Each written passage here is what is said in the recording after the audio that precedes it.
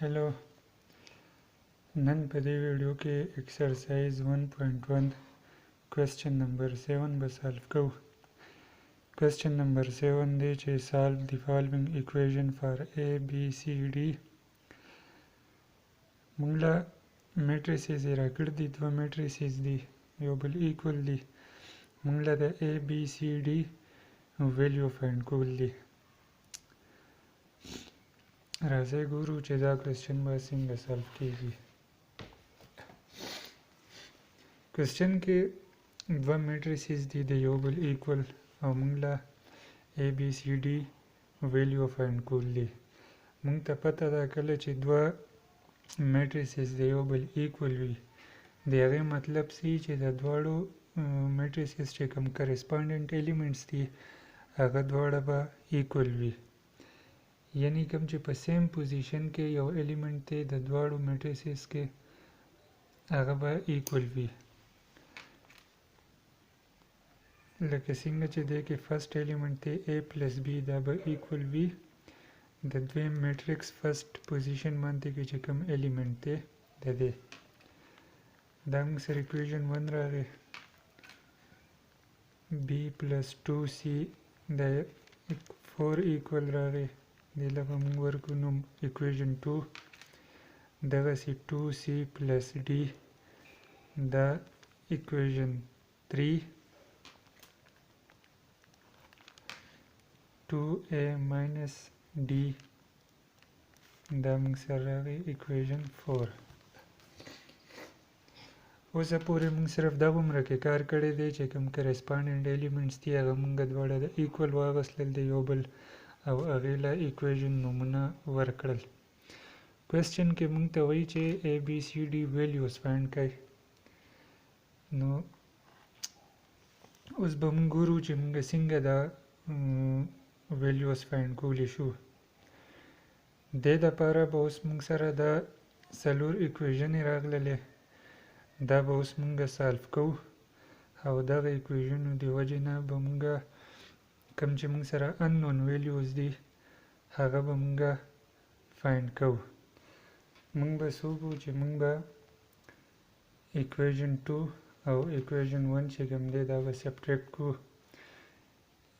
اکویژن 1 نه به اکویژن 2 سبټریکټ کړو، موږ سره به راشي a پلس b is equal to minus 9 b plus 2c is equal to 4. کله چې موږ دا سبټریکټینګ کوو نو لاندې چې کوم ساینونه دي هغه به چینج شي، b به b سره کینسل شي، موږ سره به راشي a minus 2c is equal to minus 5. دا موږ سره اکویژن نمبر 5 راغی. اوس به موږ څه وکړو چې موږ به اکویژن 3 او اکویژن 4 به موږ ایډ کړو یو بل کې. ایډینګ equation 3 and 4 دا برنې موږ سبټریکټ کړي وي یو بل نه. equation 2 from 1 صحیح ده. equation 3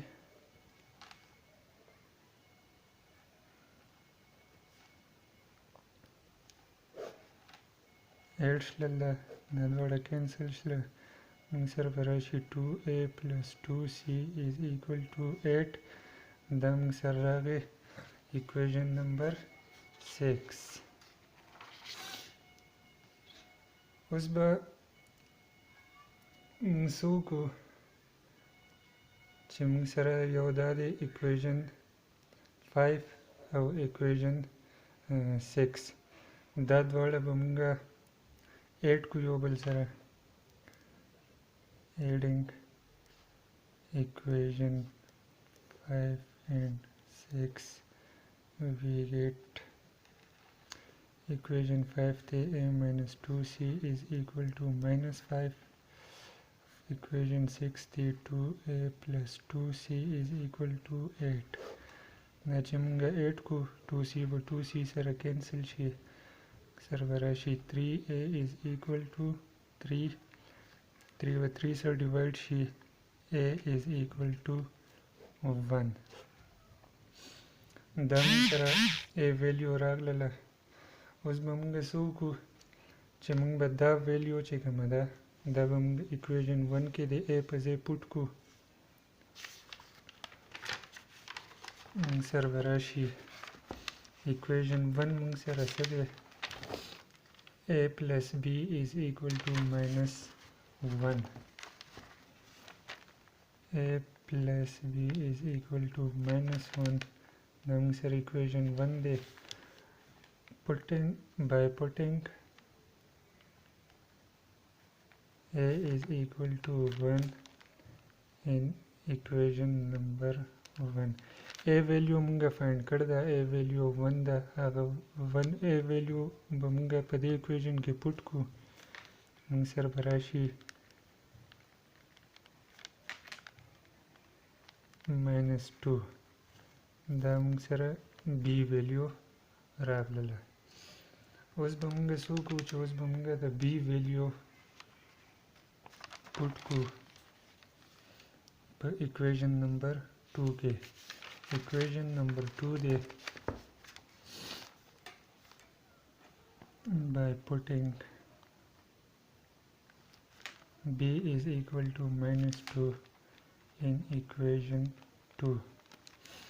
equation 2 دی b plus 2c is equal to 4 b value put ka minus 2 plus 2c is equal to 4. اوس به دا سالف کو دا به موږ سره راشي 2c is equal to 6 c value به موږ سره راشي 3. صحیح ده. a b c موږ فایند کړل. اوس به موږ څه وکړو چې equation 3 کې به موږ د c value put کو by putting c is equal to 3 in equation 3.